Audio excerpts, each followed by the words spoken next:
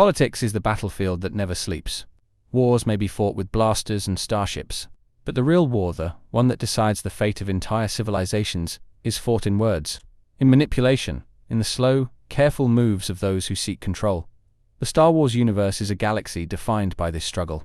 Empires rise, republics fall, rebellions ignite, and through it all, power shifts from one hand to another, like a never-ending game. But the truth is, it's not really a game at all. The Jedi and the Sith, the Republic and the Empire, the Resistance and the First Order, they all believe they are fighting for something greater. They all think they are shaping the future, deciding the fate of billions, carving their names into the fabric of history. But history doesn't care about the names of those who claim to rule. It only remembers the patterns. The same mistakes, the same conflicts, the same delusions of control. It's a cycle that refuses to break. What's terrifying is how easy it is for people to fall into it. The Republic believed in democracy, yet it collapsed under the weight of its own corruption. The Empire promised order, but delivered only oppression. The New Republic sought peace, only to be blindsided by its own weakness. It's as if no one ever learns, as if the past is doomed to repeat itself over and over. That's not just a problem in Star Wars, that's the nature of power itself, and maybe that's why this story resonates so much, because it's not just a story, it's a reflection. The greed, the betrayal, the desperate struggle between tyranny and freedom, it's all too familiar. We see it in history, we see it in our own world, and deep down, we know the truth. No matter how much people fight for justice, there will always be someone waiting in the shadows, ready to take everything for themselves. The only question is, who will be next? Today, we're going to break it all down. The politics of the Star Wars universe isn't just background noise, it's the heart of everything. It's what turns heroes into villains, what turns hope into fear, what turns peace into war. And once you see how deep it really goes, you'll understand that in the galaxy far, far away, the battle for power never truly ends. The Galactic Republic was supposed to be a beacon of democracy, but let's be real, it was a mess. It had the structure, the Senate, the representatives, but at its core, it was crumbling under its own weight. Corruption wasn't just present, it was thriving, and everyone knew it. Senators weren't always fighting for the people, they were fighting for power, and when that happens, democracy is just a performance. The Jedi were supposed to be protectors of peace, but even they got caught up in the game. They sat in the middle of politics while pretending to be neutral, yet they answered to a chancellor. How does that make sense? They held so much power but followed the word of a government that was anything but stable. Maybe they thought they were doing the right thing, but in the end, they were just another piece on the board.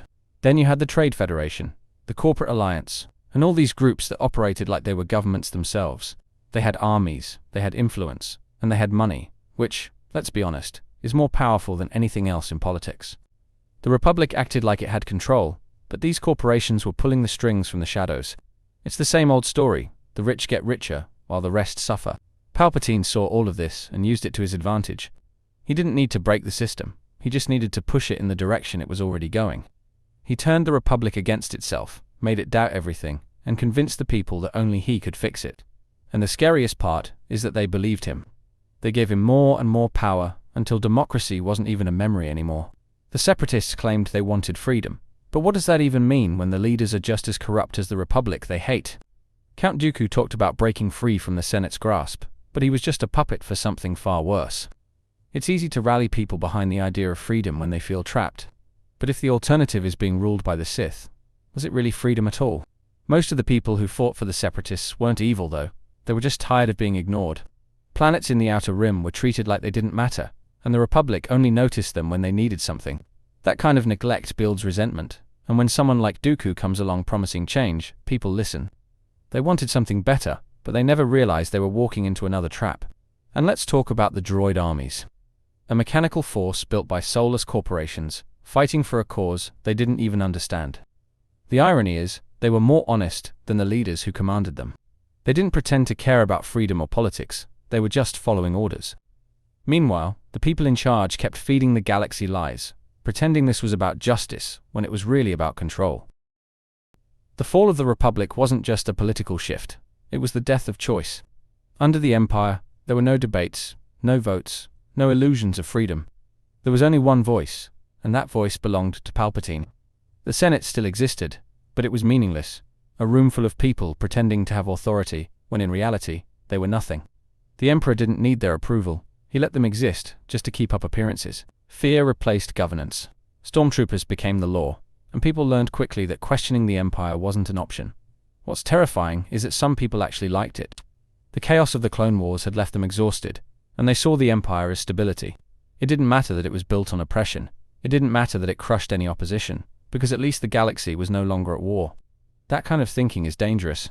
The rebellion was seen as terrorists, and in a way, that's exactly what the empire wanted. It painted them as radicals who wanted to bring back the broken system of the past. It's easy to control people when they're afraid, and Palpatine knew how to use that fear better than anyone. Every time the rebels fought back, it justified even more cruelty, more control, and more destruction. The people who hated the empire the most were the ones who gave it the excuse to tighten its grip. The fall of the empire was supposed to be a new beginning, but instead, it just felt like history repeating itself. The New Republic was built on good intentions, but good intentions aren't enough. They disbanded their military, weakened their own influence, and left themselves vulnerable. It was a mistake they couldn't afford. The Senate returned, but so did the corruption. Politicians started looking out for themselves again, making deals, ignoring problems, and pretending everything was fine. They wanted to believe the war was over, but the war never really ends. The seeds of the First Order were already growing in the shadows, and the New Republic was too blind to see it. Peace isn't something you declare, it's something you fight to maintain. Leia saw the truth. She knew the First Order was coming, but no one listened. They dismissed her warnings, called her a warmonger, and pushed her aside. It's insane how quickly people forget the past. They acted like the Empire was gone forever, like something worse couldn't rise in its place.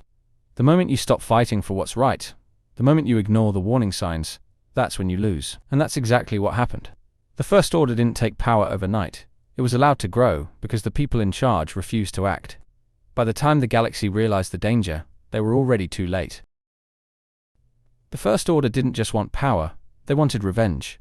They were born from the ashes of the Empire, fueled by hatred and a desire to reclaim what was lost.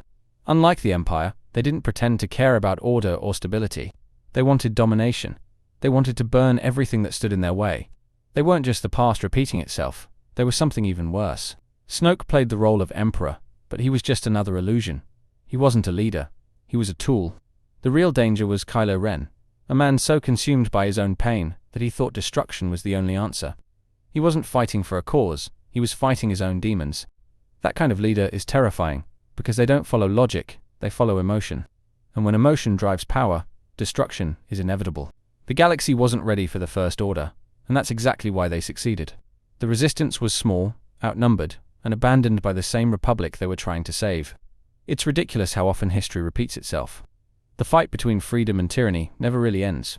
Because as long as there's power to take, someone will always try to take it. But even the First Order wasn't built to last. When power is built on fear, it only lasts as long as people remain afraid. And fear, no matter how strong, eventually fades. Politics in the Star Wars universe isn't just about governments or wars, it's about the never-ending cycle of power. The Republic, the Empire, the Rebellion, the New Republic, the First Order. It's all the same story, told in different ways. Someone rises, someone falls, and the cycle begins again.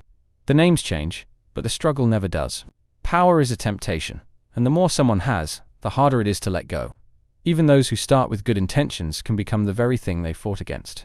Palpatine didn't create corruption, he just took advantage of it. The First Order didn't rise from nothing, it grew in the cracks left behind by weak leadership. The fight for freedom is never truly won, because the moment you stop fighting for it, you've already lost. What's terrifying is how familiar it all feels.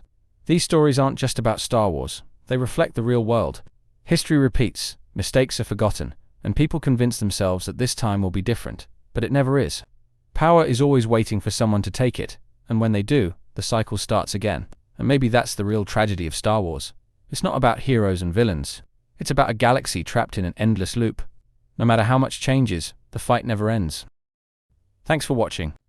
If you enjoyed this breakdown, be sure to subscribe to Critical Analysis Hub for deep dives into the Star Wars movies, and check out Critical Analysis Hub Plus for case studies on Star Wars shows. Also, if you want to rep the fandom in style, check out the bio for awesome Star Wars Legos and Funko Pops. May the Force be with you. I'll see you in the next one.